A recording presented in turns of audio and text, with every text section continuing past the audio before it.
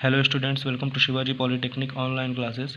Physics 2 के आज के लेक्चर में हम डिस्कस करेंगे कुछ इंपॉर्टेंट टॉपिक्स का जो कि आपके एग्ज़ाम के पॉइंट ऑफ व्यू से काफ़ी इंपॉर्टेंट है। तो आज के लेक्चर में हम डिस्कस करेंगे गॉस थ्योरम ऑफ इलेक्ट्रोस्टैटिक्स। तो जो गॉस की थ्योरम है वैद्युत स्थैतिकी में, वो आपको क्लास में समझाई जा चुकी है और यहाँ पे इसका मैं रिवीजन करा देता हूँ। तो जो गॉस की थ्योरम होती है वो क्या कहती है? गॉस की थ्योरम के अनुसार किसी भी बंद पृष्ठ से गुजरने वाला कुल वैद्युत फ्लक्स उस बंद पृष्ठ में उपस्थित आवेश का 1/ε0 गुना होता है, यानी कि फाई ई बराबर क्यू अपॉन एप्सिलॉन नॉट। ये जो रिलेशन है ये आपको जब प्रीवियस ईयर क्वेश्चन पेपर का रिवीजन में करवा रहा था, सॉल्व में करवा रहा था, तो उसके सेकंड लेक्चर में इसका स्टेटमेंट और ये रिलेशन आपको बताया गया था। ठीक है ना। इसके बाद अगर इसका प्रूफ हमें करना है तो कैसे हम करेंगे? हम मान लेते हैं कि यहाँ पे ये हमारे पास एक कोई बंद पृष्ठ है जिसमें किसी बिंदु O पर एक आवेश Q रखा गया है। ठीक। और इस बिंदु O से R दूरी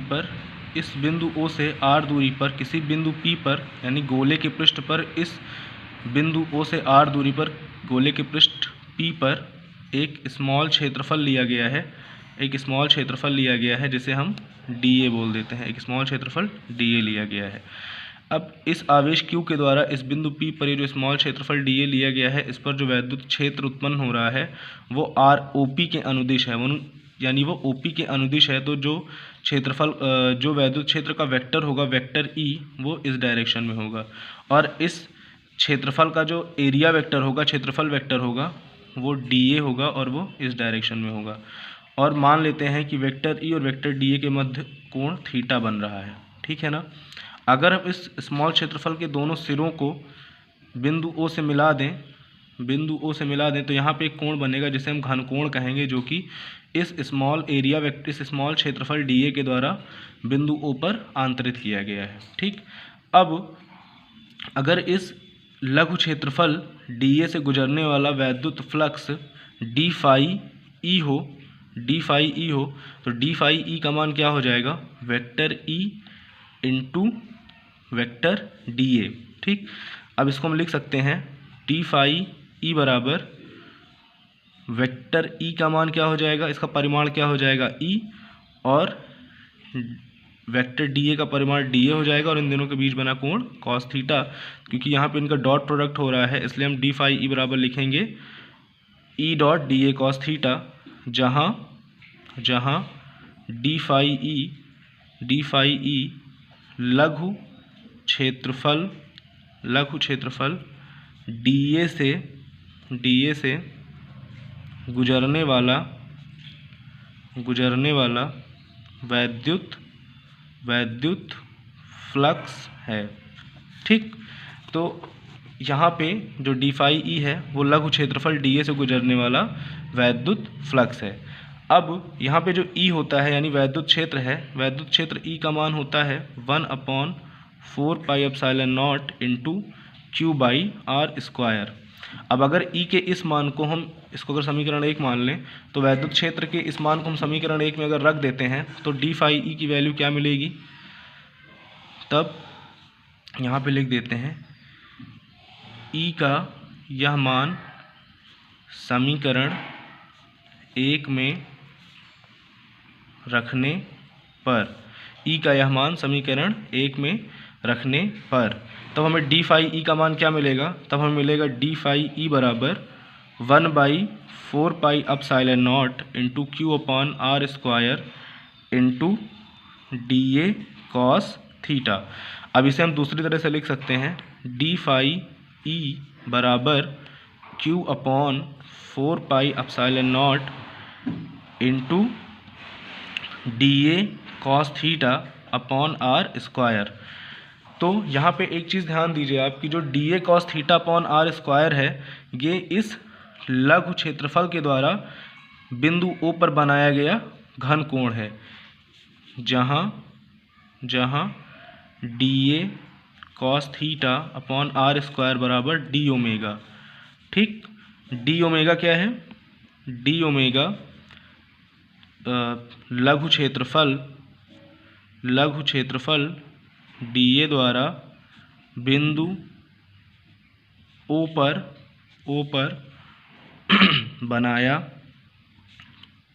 गया घन कोण है। ठीक, तो अब देखिए यहाँ पे हमें क्या वैल्यू मिल जाएगी, डी फाई ई बराबर हम लिख सकते हैं Q upon 4 pi epsilon not, और इसके लिए क्या लिख सकते हैं, डी ओमेगा।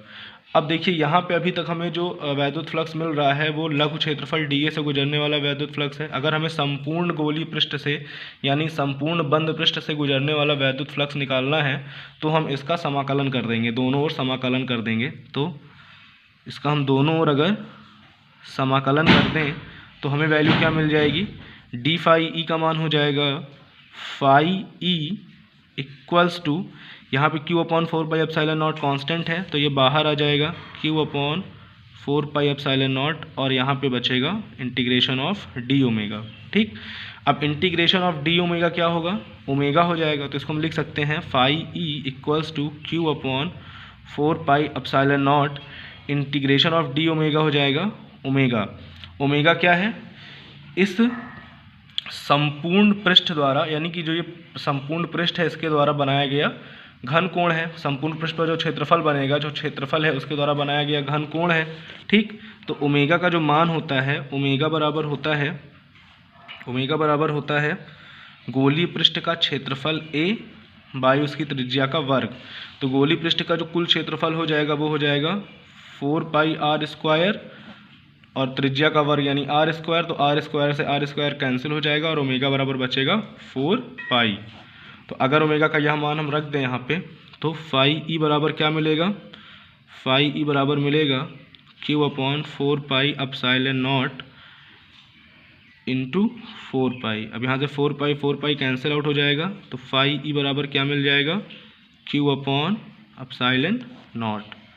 यही क्या होता है, यही गॉस की थ्योरम है।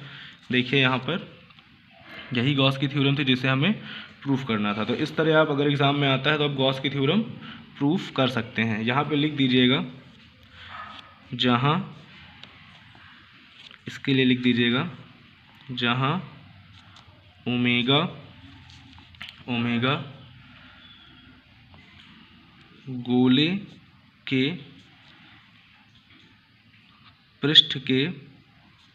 गोले के पृष्ठ के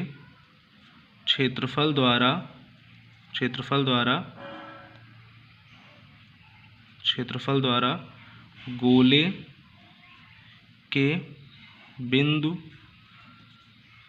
O पर आंतरित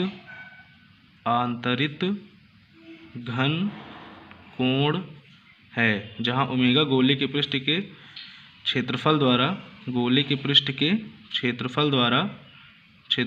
गोले के बिंदु O पर आंतरित घन कोण है।